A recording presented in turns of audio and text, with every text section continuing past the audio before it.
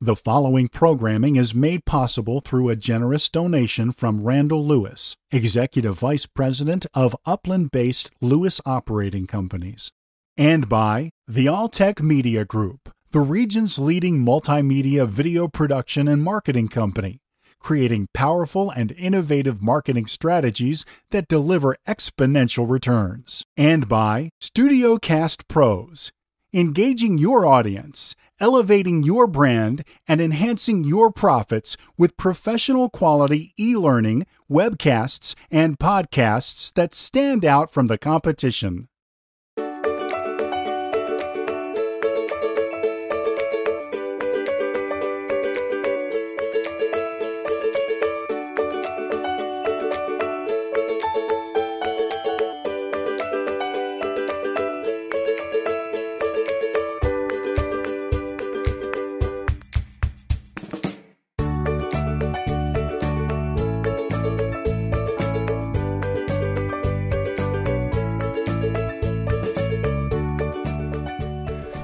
Ron Leverage, Director of the Center for Sustainable Suburban Development at UCR. This is a continuing series. It's called the Randall Lewis Seminars. And today we're going to focus on a seminar that took place on May 6th. The title of the seminar was The San Bernardino County-Wide Vision, a Community Building Its Future. And that's going to be our focus today. And we have the CEO of San Bernardino County with us, Greg Devereaux. We had talked informally, and we cannot identify any other county which has this kind of visioning effort. In my own judgment, this is not just a good practice, but a national best practice. And I think what we're going to try to do this is to try to understand what took place, what's the outcomes, how you did it, and I look forward very much to this discussion. My favorite book for the last several years been talking about is a book by Bruce Katz and Jennifer Bradley called The Metropolitan Revolution, How Cities and Metros Are Fixing Our Broken Politics and Fragile Economy. But here is what they say about visioning. Visions clarify, visions inspire, visions catalyze, visions matter. Successful visions are grounded in evidence developed through the accumulation of relevant data and information, accompanied by smart analysis, experience, and intuition. It says, all transformative innovations begin with a vision, often one bold enough to redefine and to identify an image of the metropolis. By setting visions is a critical step in the metropolitan revolution, and like network building, a platform for everything that follows. What we're going to be talking today is about the vision process in San Bernardino County. And let me introduce, and we're very honored to have you here today, Greg, the CEO of San Bernardino County. Before we specifically talk about the vision effort, perhaps you could give just a kind of thumbnail sketch of who is Greg Devereaux and how did you become CEO of San Bernardino County? Sure, and thanks for having me. I appreciate it, and thanks to Randall and the Lewis family for sponsoring the series. It's a terrific series. I've been in this business for a little over 38 years. Started out back in my home state of West Virginia in state government. Worked there for 5 years in a brand new department of state government, a startup, if you will. Then came to California to work for the city of Long Beach in cultural services. That's really what I was doing in West Virginia, and migrated over into housing and neighborhoods, became fascinated by, that was a boom time for affordable housing, and seeing people walk into new homes when they'd been on the streets or in very poor circumstances really inspired me, and that became attractive. So I kept working in housing and ended up for my first department head job in the city of Garden Grove, working in housing and neighborhoods, and later on in redevelopment. And then in 1992 came to the city of Fontana Now, when I came to Fontana, knew that it was an extreme situation. The city manager at the time was very honest and said, look, I'm trying to put together a team that would be interested in trying to turn this city around. After I'd been there for about 10 months, they fired the then city manager.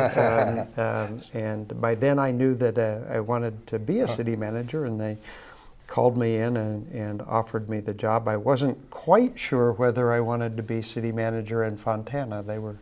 I was going to be the 6th city manager in 5 years. So being in the business, you know that they were very used to getting rid of city managers. They were going to be, this was in June of 1993, and by October they were going to be out of cash. They weren't going to be able to make payroll or pay bills. I did end up taking the job, and 4 years later when I left, they had about $40 million in the bank through a lot of good work from the elected leadership, the department heads, the community. And ended up going to the city of Ontario, where I served as city manager for 12 and a half very gratifying years. Ontario, too, had a lot of fiscal issues, a lot of organizational issues at the time, which again, through the hard work of a whole group of people and good elected leadership, I think we were able to stabilize Ontario and make it a very well run, very well managed city. How long have you been CEO of San Bernardino County now? 5 years. 5 years. Well, my own judgment, I've told you this before, but if I had to identify who I think is the best public servant in this region, it is Greg Devereaux. And so we have this opportunity now to talk about this visioning effort of the of San Bernardino County. Well, why, since it's not been done, why a visioning plan for San Bernardino County? Well, it really goes back to my experience in those cities, and in, as I said, my first job back in West Virginia was a startup, but I think everything since then, in one form or another, has been a fix-up.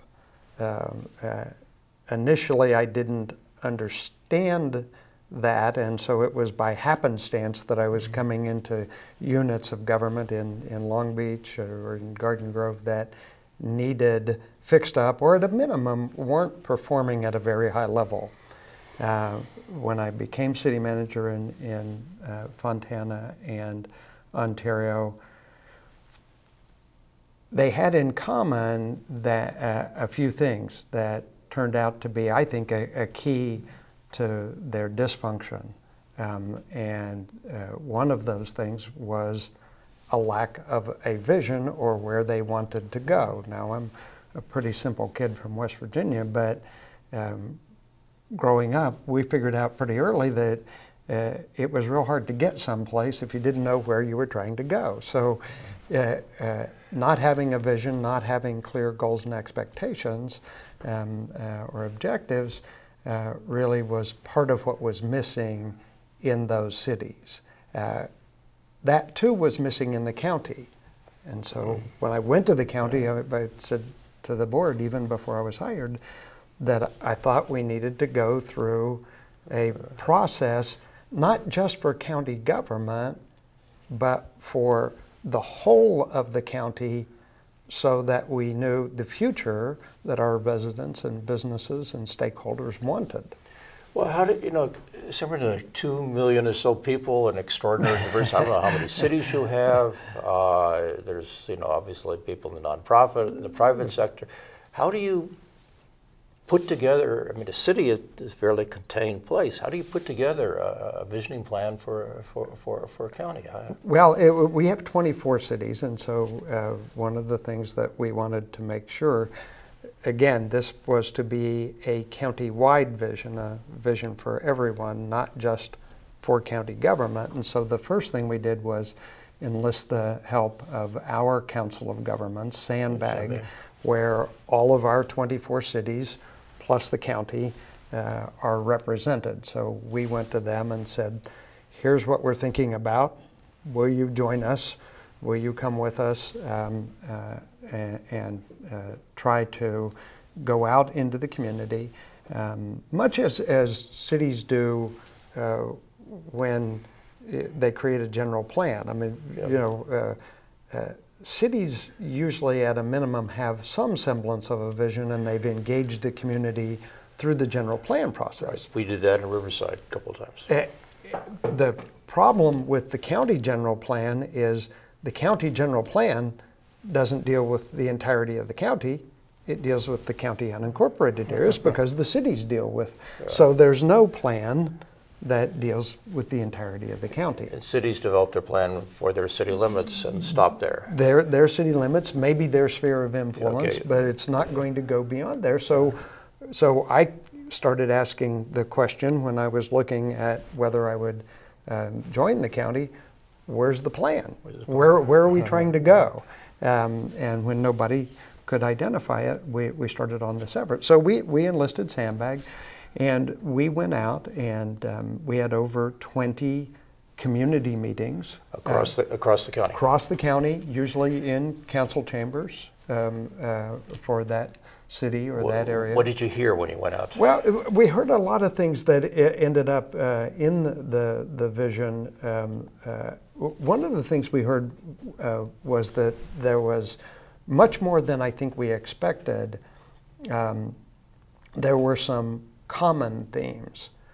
One of those common themes was that the people of the county, despite a lot of the challenges, felt a real sense of community in their community.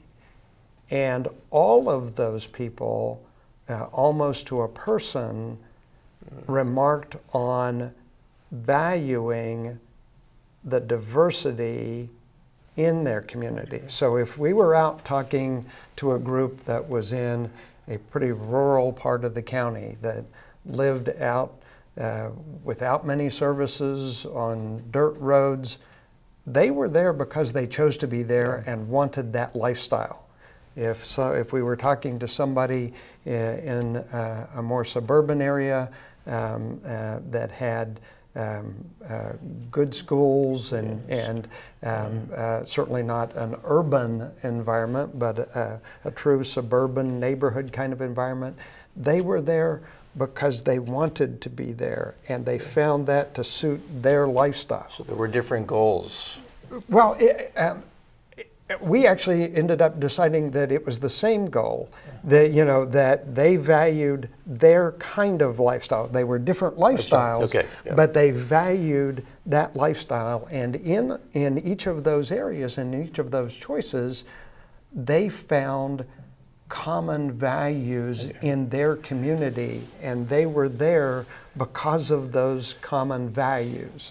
You have these public meetings. I assume you had some kind of consultant help in this, but a little bit. It was primarily staff from the organization. The county's big enough. We have over 21,000 employees, and so we have a lot of talent, and so we used a lot of those, worked with local jurisdictions to help bring people in. What was the time process for this? Well, we did it relatively quickly. I mean, I think that... Because that's often one of the criticisms. This takes a great deal of time. It really, I think we did that over about a 4 or 5 month period. Wow. At the same time, we had two other efforts that informed the vision. One was we were meeting with groups of experts or stakeholders on topics from housing to healthcare, education, transportation. So you had this community effort going on while you also had experts, primarily from our area. Subject areas. On particular topics, and then last we had online surveys for people who really couldn't come and participate.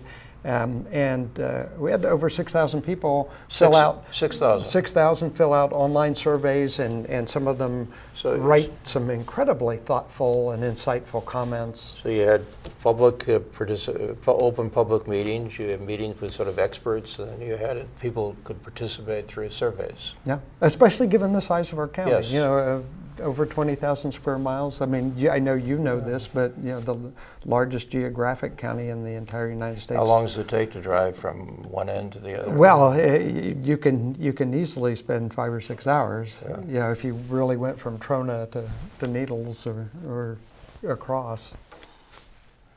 So you put together a doc. What's the plan look? Does it look like a book, a binder, or what? The vision itself is really only a 5-paragraph statement, and some of those paragraphs, or maybe actually it's a 5-sentence statement. You know, we envision a complete county that capitalizes on the diversity of its people, its geography, and its economy to create a broad range of choices for its residents in how they live, work, and play.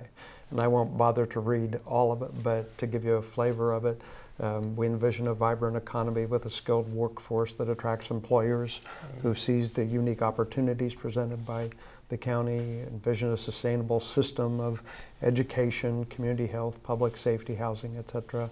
A model community which is governed in an open and ethical manner. You know, so if I want to find the specific language, it's on your website. The county website, or Sandbag's website.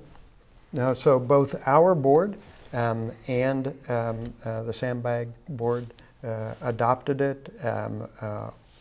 Almost every city in the county has adopted it. Many of our school districts have adopted it. Some of the nonprofits have adopted it.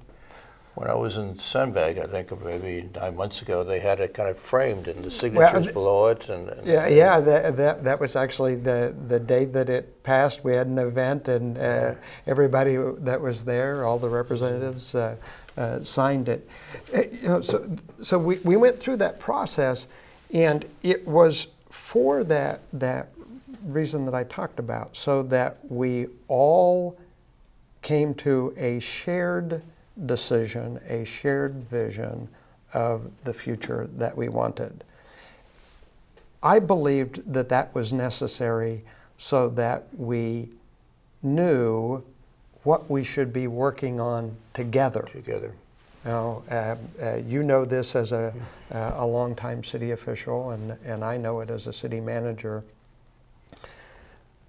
Unless someone can show me why this interchange in another part of the county is more valuable, more important than the interchange in my city, I'm always going to default to being parochial and wanting the interchange in my city. So unless you can show me that this interchange over here gets to a shared vision more quickly because it provides more employment opportunities, produces more taxes that are then going to help fund my interchange, I'll always default to being parochial. Well, that becomes, so we know now we should be working on that interchange together, so it not only tells us what we should be working on together, it helps us to prioritize resources and investments, which is, as you well know, as someone who has worked regionally for your entire career, that's always one of the most difficult issues, you know, arguing over scarce resources. And we knew that we had many challenges as a county. We knew, even before I got there, then Supervisor Gary Ovitt, who was chair, commissioned a community indicators report that really was an honest self-assessment and identified how the county, the people of the county were faring on a lot of very important issues, from education to healthcare. And that study, not surprisingly, said we had a lot of problems and issues. Now, I came in the middle of the downturn, but even in the best of times, San Bernardino County is not a rich county.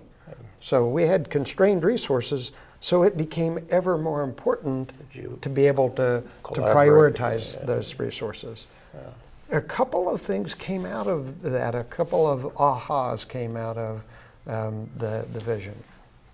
As we started to implement it, we broke it down. Yeah, I do want you to talk about that, because one of the obvious criticisms they often make of visioning efforts, you spend all the time in the formulation, it's adopted, people cheer, the band plays, and then go back to business as usual. And so I think one of the things you might explain that it was more than simply getting people to cheer and the band play once you had a vision adopted. Yeah, well, we adopted it so that we would know what to work on together, but that meant we were committed to working on it. And secondarily, and I'll come back to this later, there were then internal county benefits. The external is for everyone, and I'm very happy to say that the people and businesses and nonprofits and labor organizations across the county are involved and working together and collaborating at levels that many people have said are historic. And it's because we've decided what we should be working on together. So we formed what we called element groups, or elements of that vision and what it would take to fulfill that vision. As we formed those groups, and as we worked through the vision, it became very clear that all of those elements are not only interrelated, but they are interdependent. So if you say in your vision, as we do, that we want high-wage jobs, that we want people to have the opportunity to prosper, and needing high-wage jobs is part of how they will prosper, then you can't avoid the fact that to have high-wage jobs, you need an educated workforce. Well, if you need an educated workforce, you have to care about the education system. And you have to realize that education is not solely the purview of the educators. Not that the community knows more about educating, we don't. But it's all of our responsibility to support the educators. When we talked to the educators and formed the Education Element Group, again, it became very clear very quickly that a lot of the issues that they were dealing with were not really education issues, they were community issues. You know, the lack of preparation before a child got into kindergarten or first grade, because no reading was being done, the number of words being spoken in the household weren't sufficient to prepare the child. Well, that's a community issue. That's not an education issue. That's not an issue for educators. They have to deal with the effects of that, but that's really a community issue. In many parts, in many of our cities and in many households, the expectation of higher education isn't there. Yeah. That's a community issue. That's not an issue that the educators can fix. If you need an educated workforce, so you need an education system that is working well, it's hard to educate kids if they're not well enough or haven't been fed enough to be paying attention. So you have to care about health care. You have to care about their nutrition. So not only are they interrelated, they are interdependent, and that other aha is all of them are all of our responsibility. And that comes from, I have freely admitted early in my career, I was one of those city managers that if somebody came to talk to me about a problem in our schools, I'd say, oh, no, wait, you don't understand. You elect a city council, I work for the city council, we're responsible for these issues. There's a school board that you also elect, they have a superintendent. If it's an education issue, go talk to them. But I was short-sighted. Supervisors, how are they, the traditional notion is the supervisors divide the world up into 5 different kind of kingdoms. How have they responded to this idea of a vision? Well, incredibly well. And it's really helped internally to start breaking down the silos within the organization. Counties are even more siloed than cities because of not only districts, but separately elected constitutional officials. And last but not least, funding sources and the complexity of the regulation around those funding sources. Counties, even more than cities, have very particular funding streams from the federal and state government. I mean, counties are arms of the state, not independent corporations like cities. So there's lots of silos. Well, part of what establishing a vision did for county government was the other 2 pieces, formed a vision, created goals and objectives, but then we really had extensive discussions about what's the job of a county in relation to fulfilling that vision. It's a very simple job statement, but it's powerful. Our job is to create a county in which those who reside and invest can prosper and achieve well-being. Now that may sound like it could apply anywhere, but if you really commit to that job, then you do your job differently. So your metric in many of our programs doesn't become how many people did we provide food stamps for, it's how many people did we get off of food stamps so that they're now prospering and being self-sufficient. So anytime you can get the policymakers and the program providers to have serious discussions about what they're trying to do, then it changes what they do and how they do it. So how often do these element groups we have 8 element groups. They meet, a lot of them meet on a monthly basis. Many of them are having great success. We've got a group that's working on education. We ended up adopting 2 primary goals, overarching goals, and then each of the element groups has their own things that they're working on.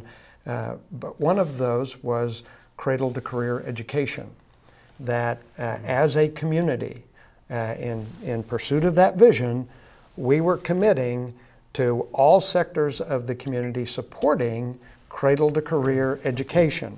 Now that has resulted in the education group that's led by Tomas Morales, president of CSUSB, and Ted Alejandre, the county superintendent of schools. That's an example of who's involved in the elements. Example of the kind of people, and there are many more people in that group. Well, they developed a cradle to career set of metrics and steps, both in terms of educational attainment and social and personal development, which is unusual. I mean, there are others that have done the top part of that. They did both of those. Then a pre-existing group, the Alliance for Education, which already had business and nonprofits and labor and government and education at the table, looked at what was going on and said, we've been around for a while and we've been attempting to do this, but we haven't been organized correctly. So instead of a central organization, they said, we need to support all 33 of our school districts with community cabinets. And those community cabinets are made up of all of those elements. Oh my goodness. Now the importance of that is that for years, whether it was labor or business or other governmental entities, parents, all of those stakeholders have wanted better schools and were willing to help the schools, but they never could figure out how to access the schools to help them. They could never figure out what they needed help with. The community cabinets are becoming that. Yeah. And so that's just one example. I could go on with the water element group, with other groups that are delivering very clear deliverables in pursuit of implementing the vision. We're reaching the time we need to close, Greg. But what advice would you give to other counties who may be considering a comparable kind of visioning effort? You can't tell anyone what their vision is. You have to go out and you have to engage the community to find out what their vision is. And that's the only way that you will get true buy-in, and it really will be a shared vision. So that's one piece. The other is, I don't know how you do any of these jobs without it. Greg Devereaux, CEO of San Bernardino County, involved in initiating this really, I think, extraordinary visioning effort in San Bernardino, not simply for San Bernardino, but for all of us, I think, in California to look at and ask what lessons it has for ourselves. Greg, thank you to yourself, to all the people who've been involved in this. It really is. I've been in this governance business for a long time. This is an inspiring and as Greg Devereaux outlined, really an important initiative. Thank you for being here. Thank you for the good work. And again, we are all better off because of what you identified in the last half hour. Thanks very much. Thank you, my friend. Always a pleasure to talk with you. Yeah. Established in 2003, the UCR Center for Sustainable Suburban Development explores the social, economic, political, and environmental impacts that population growth and movement has on cities and local communities. The center facilitates interdisciplinary collaborations in the community through its staff and affiliated faculty via research, joint conferences, workshops, and public forums held at UCR and in the community. The center produces the Randall Lewis Seminars, which focus on a wide range of regional sustainability topics such as air and water resources, infrastructure and transportation, and the fiscal health of cities. For information or questions about this program, to learn more about future programming planned for the Randall Lewis Seminar Series, or to register and/or receive email announcements from UCR's Center for Sustainable Suburban Development, please contact the Center at 951-827-7830 or email at shana.conaway@ucr.edu. This program is brought to you by the following proud sponsors: the Alltech Media Group, the region's leading multimedia video production and marketing company, creating powerful and innovative marketing strategies that deliver exponential returns. And by StudioCast Pros, engaging your audience, elevating your brand, and enhancing your profits with professional quality e-learning, webcasts, and podcasts that stand out from the competition.